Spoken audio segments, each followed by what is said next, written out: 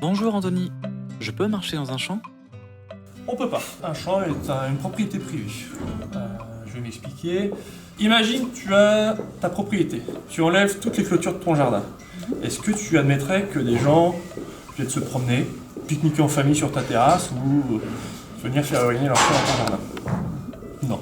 Voilà. Donc t'imagines qu'il serait totalement absurde de faire clôturer des milliers et des milliers de kilomètres de champs. Donc on ne peut pas. Le champ est une propriété privée.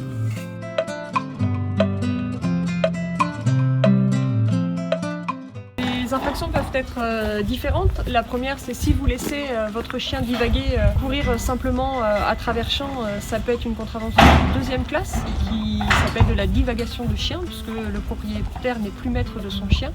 Et malheureusement, s'il court aussi après du gibier, comme un lièvre ou un chevreuil, qui sont des animaux qui sont soumis à des plans de chasse, peuvent vraiment être une infraction un peu plus importante. C'est une contravention de 4e classe qui peut être relevée à 135 €. On laisse courir le chien après les lièvres parce que ça défonce au chien. Et on ne pense pas que derrière, c'est en pleine période de reproduction ou que le lièvre c'est une espèce protégée et qu'il n'y en a pas sur tous les territoires de chasse locaux.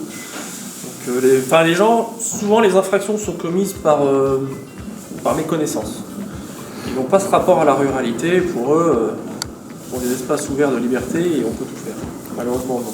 Avez-vous un autre exemple? Il faut savoir que la motocross, tout le monde peut en acheter, tout le monde peut en posséder, mais c'est un véhicule qui n'est homologué pour nulle part, hormis une piste de motocross qui lui est spécialement dédiée. On comprend que des pistes de motocross dans la région, il y en a zéro. Donc, tous ceux qui en achètent, plutôt que de faire ça dans la rue, en bas de chez eux ou dans une forêt, ils se disent tiens, avec une bande de copains, il y a des chemins de terre, il y a quelques champs, c'est grand, c'est ouvert, on peut y aller, donc on va jouer.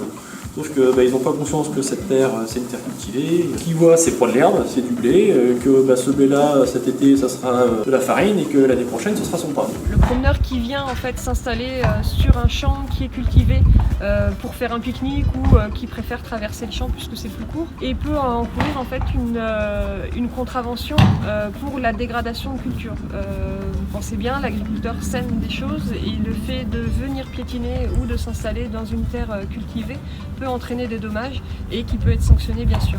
Notre but au quotidien n'est pas de sanctionner, de verbaliser, c'est vraiment que chacun puisse respecter le travail des autres et nous on est juste là pour rappeler des règles de bon sens et le but est vraiment de profiter de la plaine, des chemins de plaine, de cette magnifique plaine de Versailles.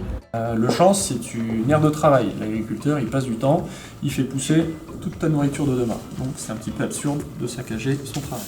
On est un beau poumon de nature aux portes de Paris, respectez-le si vous voulez en profiter encore longtemps.